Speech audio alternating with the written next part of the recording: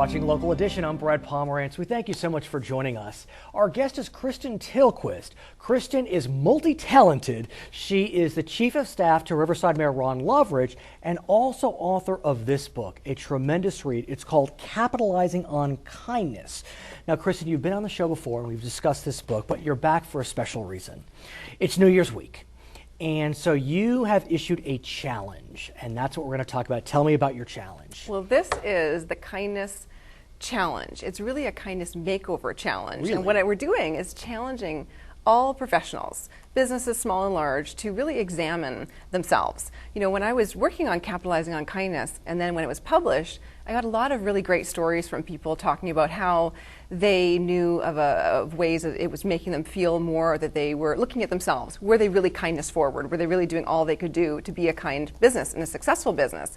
But also, there's a lot of businesses, a lot of people would say to me, well, I know a boss X or boss Y who could really use this, who actually needs to be challenged to really examine themselves in another way. So you have 5 questions that one could kind of self-introspection, Right. or you can give it to someone else that will give you a sense of whether you need a kindness makeover. Exactly, and the main premise too with the kindness makeover is that people do business with people they know, like, and trust. So that's really a 21st century imperative, is to be a business that's known, liked, and trusted. Doesn't matter during the recession if you have the lower prices, Right. even faster service, sometimes even better products. If you're not known, liked, and trusted, you're not going to get the business. Amazing. Right, it's so amazing. true, especially in business like yours and other businesses. So the first question is, do you have a reputation for kindness? Exactly. Do you And have a as you caring, described. a caring reputation? Here's a no-brainer, but you never know. Second, Do you have a positive, likable personality? Are you someone that people can connect with? That's really crucial. I mean, sometimes I'm rendered speechless when I see these because there are so many people Yes. that I think need this. Right. Third, Well, the other third question would be, do you have an ample reciprocity reserve? Have you done favors for people? Have you helped people when they didn't necessarily even need it, but in advance? can I tell you, I was speaking with a relative who will not be named, and he was trying to convince me that helping others is a detriment to him because he feels put upon, he feels as if that he can't follow through, and so he just doesn't do it at all. Right. He's buying into the nice guys finish last myth. Right.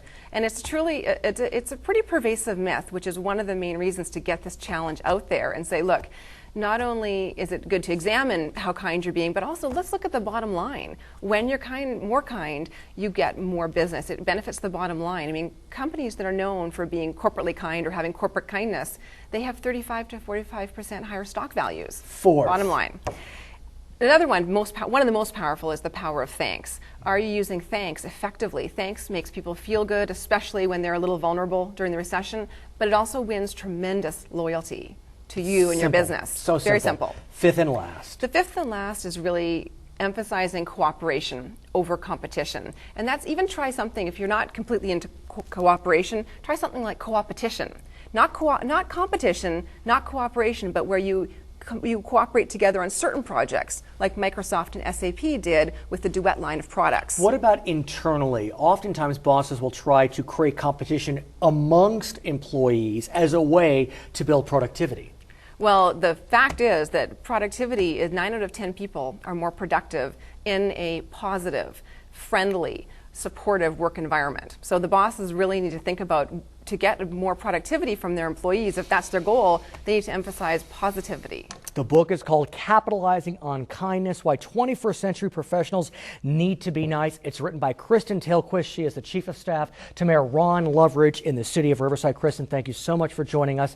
And don't forget to take the Kindness Makeover Challenge. I'm Brad Pomerantz. You've been watching Local Edition. Back to CNN HLN.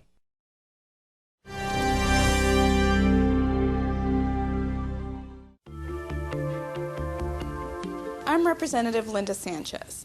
Influenza is a serious illness and H1N1 is a serious flu. But there are some simple things you can do every day to protect yourself. Wash your hands often with soap and water. Cough into your sleeve or a tissue. Stay at home if you're sick. We need to keep ourselves, our families, and our communities healthy. Know what to do about the flu. Visit www.flu.gov.